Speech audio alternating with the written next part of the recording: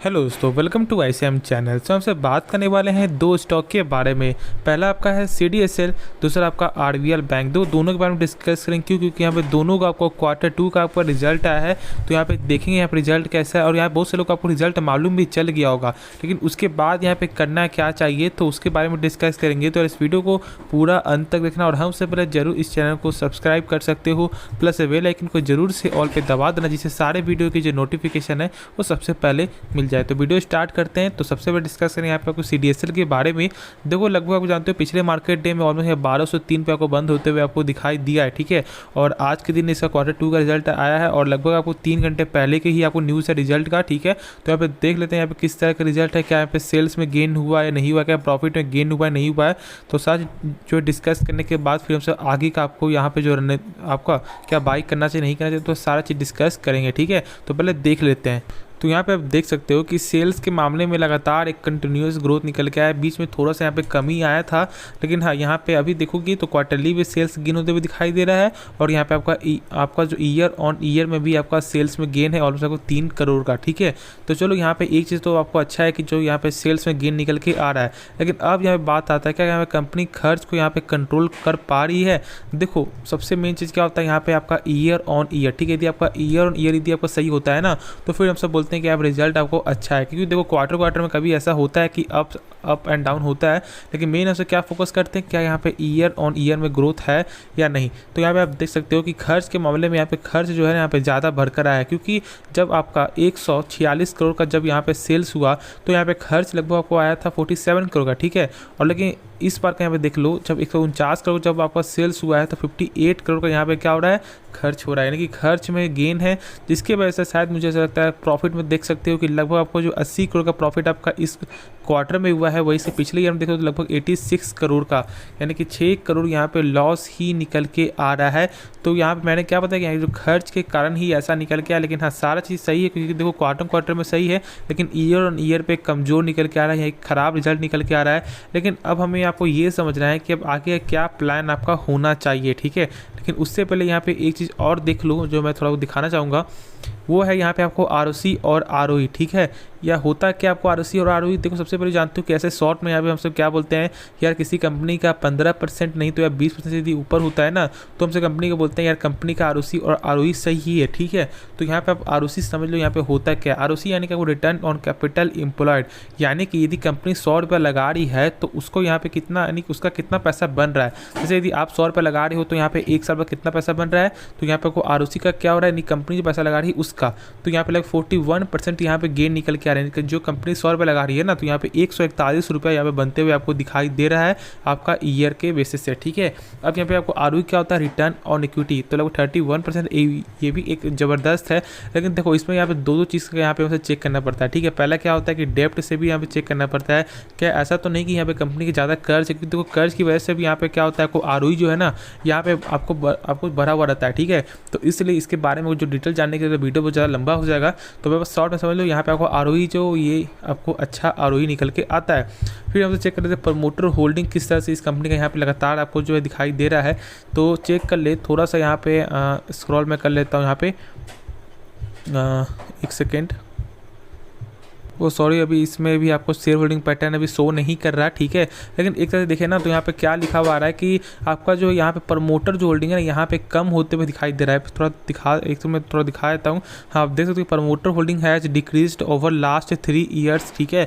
तो एक सही चीज़ नहीं है, लेकिन हाँ ये कंपनी की वजह से यहाँ पे देखोगे ना तो ये लॉन्ग टर्म का एक फ्यूचर का स्टॉक है। क्यों फ्यूचर का स्टॉक है, देखो सबसे पहले बात जो सेल्स में जो लॉस है ना, अब जानते हो कि जब शेयर मार्केट में लोग तभी आते हैं जब ऐसा बुल रन जब स्टार्ट होता है ना, जब 2020 के बाद से क्या हुआ, जो लोग शेयर मार्केट के बारे में कुछ जानते भी नहीं थे वो भी यहाँ पे शेयर मार्केट में आए और वो पैसा बनाए। लेकिन अब जब शेयर मार्केट जब गिरावट हो रहा है तो लोग यहाँ पे अभी आपको ठंडे पड़ गए हैं। लेकिन वही एक यदि आपको माहौल आ जाए ना, फिर से बाय बाय करने का माहौल यदि आपको आ जाए और पैसा बनना स्टार्ट हो जाए, तो फिर से बहुत से लोग आपको आ जाएंगे और बहुत से लोग यहाँ पे डीमेट भी अकाउंट आपको खुलवाएंगे, ठीक है। तो इसके कारण अभी क्या हो रहा है ना कि यहाँ पे थोड़ा सा प्रेशर, क्योंकि लोग अभी शेयर मार्केट ज़्यादा फोकस अभी नहीं दे रहे हैं। आप देख लो खुद यहाँ पे कुछ कंपेरेटिवली क्या हो रहा है कि आपका यहाँ पे पे आपको प्रॉफिट जो भी आपका पोर्टफोलियो है ज़्यादातर आपको रेड यहाँ पे निकल के आ रहा होगा, ठीक है।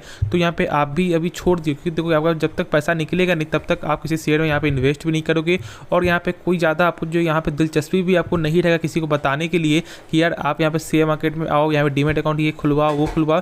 तो ऐसा होता है, ठीक है। तो इसलिए यहाँ पे आपको इस बार में सेल्स तो बढ़ा है, लेकिन हाँ यहाँ पे आपको प्रॉफिट बढ़ते हुए दिखाई नहीं, क्योंकि खर्च यहाँ पे बढ़ते हुए दिखाई दिया है। लेकिन कंपनी के साथ देखोगे ना तो लॉन्ग टर्म का एक ज़बरदस्त कंपनी है।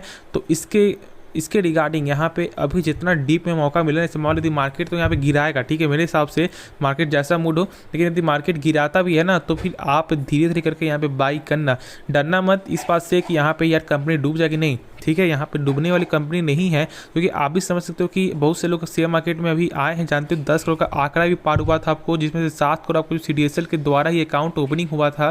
तो इसको अब यहाँ पे हल्के में मत लेना, ठीक है। मेरे हिसाब से इसके बारे में थोड़ा सा समझो और खुद आपको समझ में आएगा कि अभी जो लोग शेयर मार्केट जो 10 करोड़ का आंकड़ा है ना, वो लॉन्ग समय में लगभग 3-4-5 साल में आपको 50 करोड़ का भी आंकड़ा पार होते हुए दिखाई दे जाएगा। यदि आपको बुल रन यदि आपको किसी वजह से आपको आ जाता है ना, तो यहाँ पे बहुत कम ईयर में ही आपको 50 करोड़ का आंकड़ा पार हो जाएगा, नहीं तो अंत में तो यहाँ धीरे धीरे बढ़ते हुए दिखाई देगा ही। क्योंकि जब लोग इसके बारे में जानेंगे कि शेयर मार्केट एक गैम्बलिंग नहीं है, इसमें पैसा बनाया जा सकता है, वो भी इसके यानी इसमें भी आपको मेहनत करना पड़ता है, तो लोग यहाँ पे आपको आएंगे और पैसा बना के भी जाएंगे, जिससे यहाँ पे इसका भी काम चलेगा और आपका CDSL के जो आपने जो बाई किया हुआ ना, तो यहाँ पे भी आपको एक प्रॉफिट निकल के आएगा, ठीक है। तो आप निश्चिंत होकर रहो, जितना गिरावट आएगा उतना यहाँ पे आपको बाई करो, वही एक मेरी तरफ से एक सलाह होगी, और खुद से इसके बारे में जान लेना। यदि आपको ऐसा लगता है तो ही यहाँ पे करना, वरना यहाँ पे जो है अवॉइड भी कर सकते हो, ठीक है। तो नेक्स्ट स्टॉक के बारे में डिस्कस यहाँ पे कर लेते हैं। तो डिस्कस कर लेते हैं हमसे यहाँ पे आपको RBL बैंक के बारे में। इसका भी आज आपको Q2 का आपको रिजल्ट यहाँ पे आना था, और रिजल्ट आपको आते हुए दिखाई दे चुका है, ठीक है। देखो सबसे पहले बात हमसे क्या चेक करने वाले हैं कि यहाँ पे क्या कंपनी का यहाँ पे सही से ग्रोथ आपका हो रहा है नहीं हो रहा है, ठीक है। लेकिन मेन यहाँ पे क्या हमसे चेक करेंगे, क्या इसका आपका NPA यानी कि नॉन परफॉर्मिंग एसेट यहाँ पे क्या कम होते हुए दिखाई दे रहा है या नहीं दे रहा है। क्योंकि जानते हो कि लगभग आपको जो यहाँ पे NPA इनका इस कंपनी का बहुत ही ख़राब निकल के आ रहा था। तो देखेंगे कि यहाँ पे कैसा NPA है। तो यदि NPA में सही से ग्रोथ होगा ना, यदि सही से कम होगा तो फिर इसको यहाँ पे फिर से उस लेवल पर जाते हुए यहाँ पे कोई नहीं रोक पाएगा, ठीक है।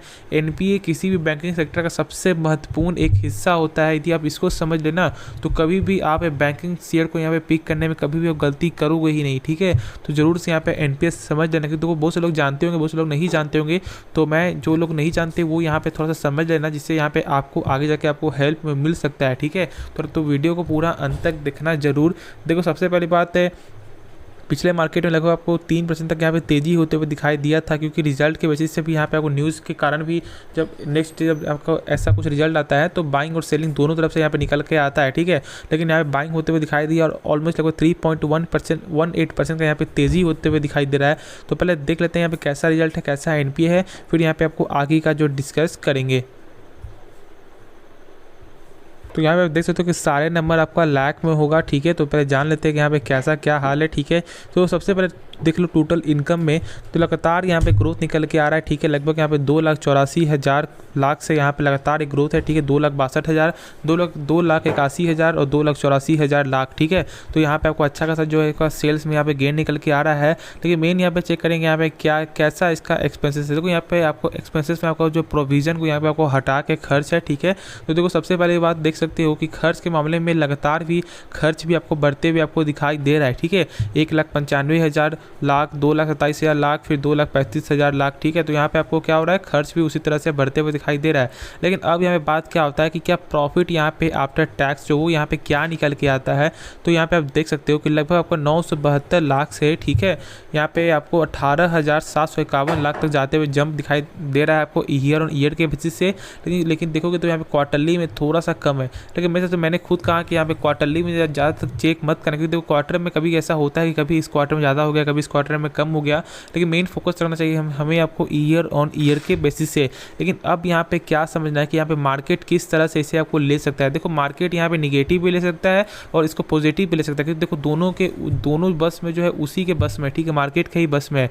और आप समझ सकते जैसे कि यहाँ पे क्या बहुत सारे स्टॉक में जिसका रिजल्ट आपको सही आया था आपका ईयर ऑन ईयर के बेसिस, लेकिन क्वार्टरली की वजह से इतना ज़्यादा गिरावट हो गया, क्योंकि मार्केट का मूड ही था उसको यहाँ पे गिराना, ठीक है। रिजल्ट सही आए या खराब है, किसी में तो ऐसा भी होता है कि रिजल्ट आपको सही आने के बाद भी शेयर में गिरावट हो जाता है, क्योंकि इसका कंपनी की आपको गाइडेंस जो है यानी कि कंपनी का जो बयान जो होता है वो यहाँ पे सही नहीं आता, जिसकी वजह से गिरावट हो जाता है। ठीक है, तो इसीलिए हम इसमें डिस्कस नहीं कर पाएंगे। लेकिन अब हम क्या चेक करने वाले हैं कि इसका आपका एनपीए आपका कैसा है। ठीक है, तो आप देख सकते हो कि जो नेट जो एनपीए यहाँ पे जो शो हो रहा है आपको नेट एनपीए %। ठीक है, तो ग्रॉस एनपीए यानी कि पूरे का जो एनपीए होता है वो यहाँ पे शो करता है, लेकिन हमसे यहाँ पे नेट एनपीए को ही फोकस करें क्योंकि यही मेन होता है। लेकिन अब यहाँ पे लोग का एक डाउट होगा कि यहाँ पे एनपीए आपको होता क्या है, पहले ये जानना आपके लिए बहुत ही ज़्यादा जरूरी है।